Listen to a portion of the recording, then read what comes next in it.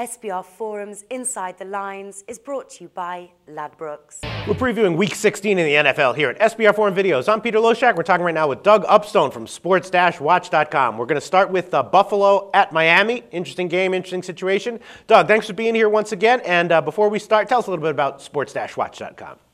Sure, Peter. Sports-watch.com is a sports monitor.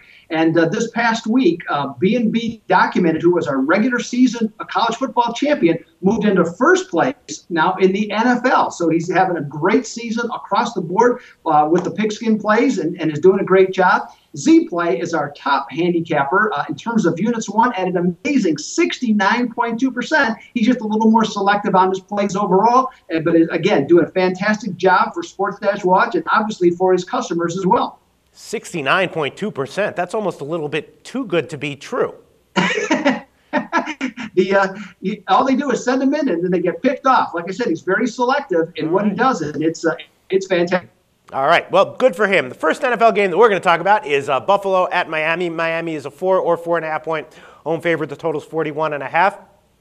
These teams played a few weeks ago, and Buffalo beat Miami in Buffalo, and the game went under. So I'm thinking, maybe the total of 41.5 is a little bit high. Maybe we will see an under again here. Both these teams are like, but not awful, but maybe mediocre or on the lower end of mediocre.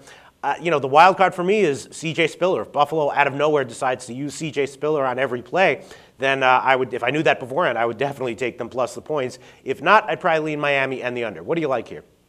Sure. As far as the total that you mentioned, both teams actually have pretty strong trends towards the over, and so they might play a little bit fast and easy on this one. So we'll see how that game or how that aspect of the game turns out. Now, Buffalo at one point this season, Peter, was 3-3 and in contention for a playoff spot in 2012. Instead, for the 13th consecutive year, they will miss the postseason.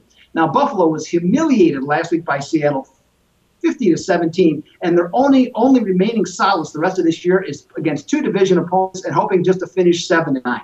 Now, Chan Gailey was considered a shaky hire to begin with, and based on his record, nobody's opinion has been altered.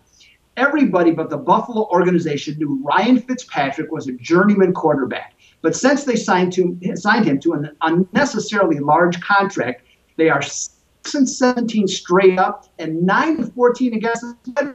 Peter, I mean, it's incredible, isn't it? Yeah, no, I mean, that was obviously a huge blunder on the Bills' part, which is not a shock. I mean, they're an organization that makes those kinds of mistakes. Yeah, it seems time in and time out. Now, look, conversely, now let's look at the Miami. Now, their defense has really been strong in many areas this season. They're currently 6th in the NFL in points allowed, 5th in third down conversion, and number 1 in red zone defense. The most efficient area of this team is in turnovers, as they've only forced 12 all season, and their franchise record for the fewest confiscated footballs is 19. So they have to really hustle to not have this be a record-breaking year in a bad sense. Now, part of their problem, though, has been bad luck, since they have forced actually 17 fumbles, but only recovered 3 of them. Now, to beat the Bills, the offensive line has to allow Ryan Tannehill to feel more comfortable in the pocket like they did last week when he was 22 for 28 for 220 yards against Jacksonville.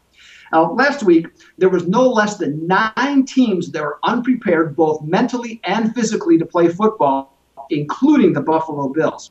This is the time of year where I think it's really hard to handicap because you might end up with an NBA game where you're really not sure who's going to show up and play. Sure. Now, though Miami is a horrible home team against the spread, I see them having more reasons to play with a coach in his first year trying to get the troops to finish strong compared to Buffalo, who is going through the motions. And I'll call for the Fins to flourish and win 24-16. All right. Well, thanks for taking this game. It's a tough one. I'm pretty sure I'm going to stay completely off it, but I understand why you like Miami here. Thanks. Great preview, Doug.